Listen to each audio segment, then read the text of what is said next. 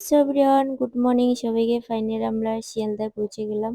আর এখন আমরা সবার আগে হোটেল বুক করব। হোটেলে এসে আগে পায়েল দিদিভাইয়ের সঙ্গে দেখা হয়ে গেল। পায়েল দিদিভাইরা ভোরবেলা নামছে আর আমরা সকাল 7টার দিকে নামলাম। তো পায়েল দিদিভাইয়ের সঙ্গে আমার ফোনে কন্ট্যাক্ট হচ্ছিল। দিদিভাইকে বলেছিলাম, দিদিভাই তোমরা হোটেল ততক্ষণে বুক করে নাও, আমরা আসছি। দিদিভাইয়ের হোটেল বুক করে নিয়েছে আর আমাদের ডকুমেন্ট ছাড়া তো আমাদের রুম বুক হবে না, দেখে রেখেছিল। তাই ফাইনালি আমরা রুম বুক করে নিলাম। দুটো রুমের দরকার ছিল আমাদের, যেহেতু দাদা আর হচ্ছে আমার বর ছিল আর মামিমা, আমার মা, আমার মেয়ে, আমার ভাস্তে, আমরা এক রুমে উঠবো। তো ফাইনালি আমরা রুমের ভিতরে চলে আসলাম। রুমটা তোমরা দেখতেই পাচ্ছ। আমরা তো কোনোদিনও এসিতে থাকি না, গ্রামের মানুষ। আর এইদিকে দেখো এসি রয়েছে, ফ্যান চলছে।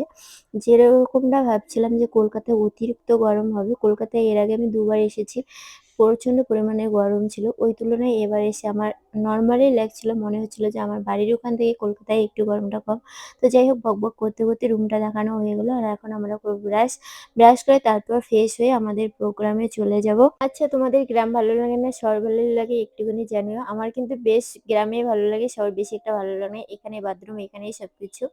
তো বকবক করতে করতে আমাদের খাবার অর্ডার দেওয়ার ছিল, খাবারও চলে এসেছে। আর এখানে কিন্তু সবকিছু কিনে খেতে হচ্ছে, জলটাও।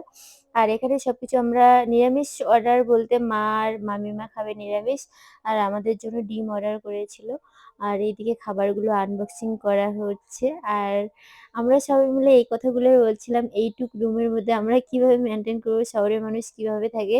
আমাদের বড় বড় রুমে থাকা অভ্যাস তো, তাই যাই হোক আমাদেরকে যেভাবে হোক মেনটেন করতে হবে। আর এইদিকে মামিমা কিন্তু সবাইকে খেতে দিচ্ছিল।